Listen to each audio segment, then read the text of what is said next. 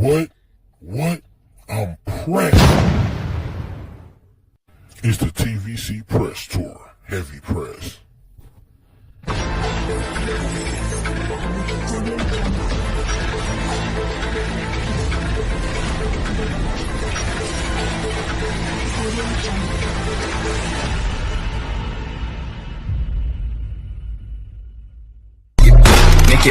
Make that pistol pop.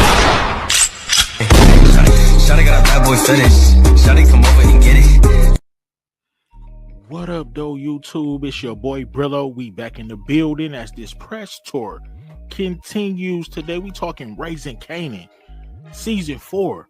Snaps and pops, getting rolled and smoked. The machine is ready.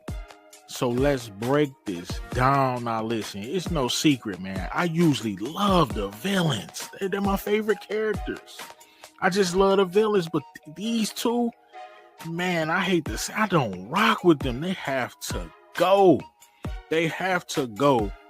All right, let's get right into it now. When they introduced in season 3, I always thought like it's something about them. It's a reason why when Rock has conversations with them, she always leads with respect. It's the same woman. I'm talking about Raquel Thomas, who sat across from Quan, a heavy press connect, and straight up told him, came to him with no respect. I mean, Stefano, she talked to Stefano. However, even the new Afghan plug, she was telling him what he was about to do. But yet, when she talked to Snaps and Pops, she led with respect, and she kept warning Kanan, you need to do your research on these two.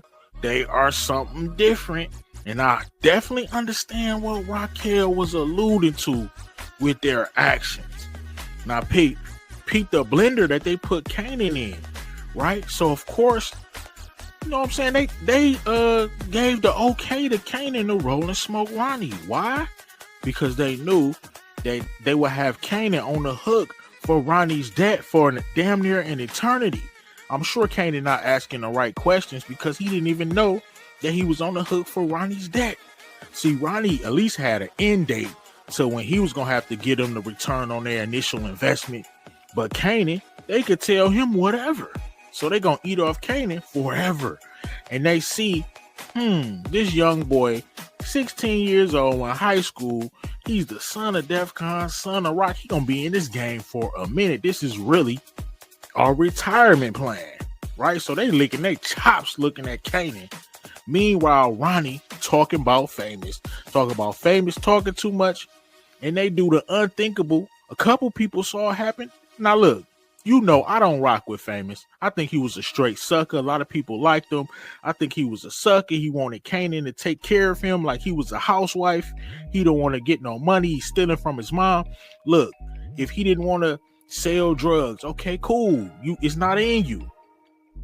Make your music, do something. Right? Go back home, apologize to your mom, make your music and do something. Instead, he jumped off the porch. He eliminated Freddie. Now he depressed and he want Kanan to take care of him. No. But Ronnie went to Snaps and Pops and, of course, told him he was talking. Nah, Famous didn't deserve to get tortured like that and threw in a pissy mattress threw on him. Famous arm looking like a Walking Dead arm poking out from that mattress. That was a tough sight. That was tough. They tortured my boy. He didn't even know nothing. They had Famous in that abandoned building stinking for months. It was sickening. All because they thought he could have knew something about them. Famous ain't know nothing about them. And then the way they trying to line Rock up in episode 1, they like, yeah, your alliance. They talking to Kanan. They like, yeah, your alliance is we can't trust you. They want him to turn on his own mama. They don't care nothing about none of that. They all about their bottom line. And here's the reason why they can't stand Raquel Thomas is because when she took over for Def Con, she did not cut them in. She didn't cut them in. That was what her initial beef was with Unique. She trying to take corners. That was a demilitarized zone, right? She trying to take new corners and build up new avenues. And Neek was like, no, we had an agreement. Well, Def Con had an agreement with Snaps and Pops too. He was cutting them a little cheese to work.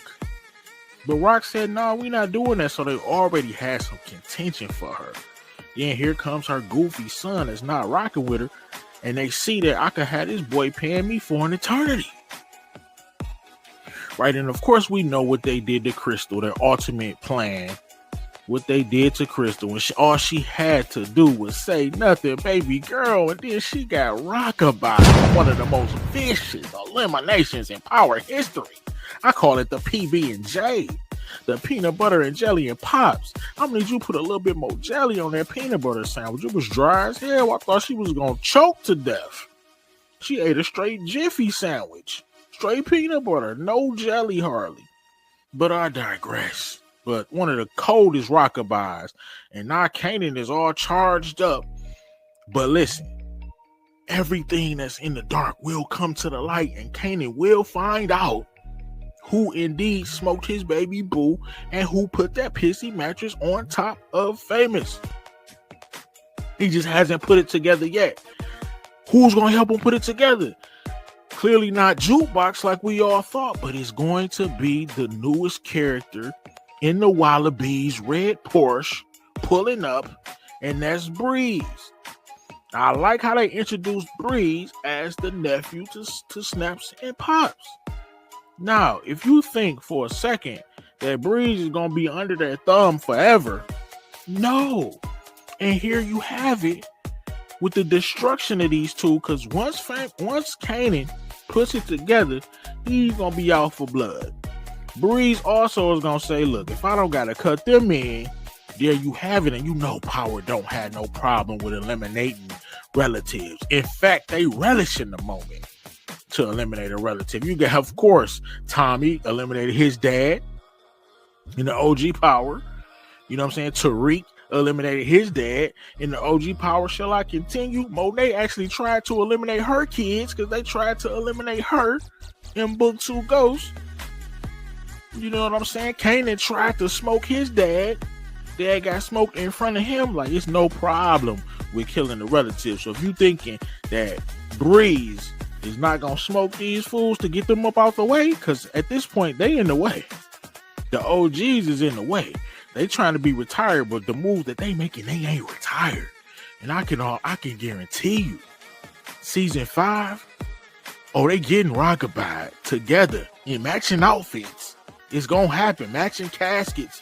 And it's going to happen from the duo of Kanan and Breeze. It's going to do them something greasy. Kanan and Breeze is about to be pressing Southside Jamaica Queens. And there you have it. The death of Snaps and Pops. Let me know what y'all think in the comments, man.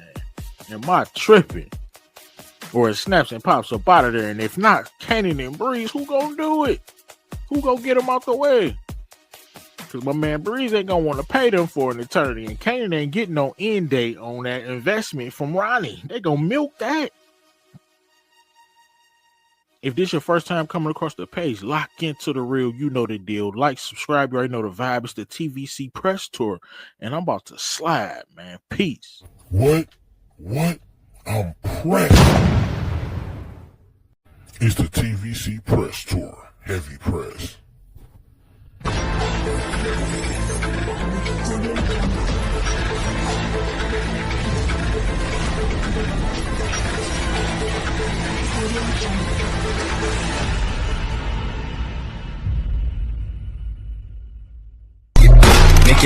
Make that pistol pop. Shawty got a bad boy fetish. Shawty come over and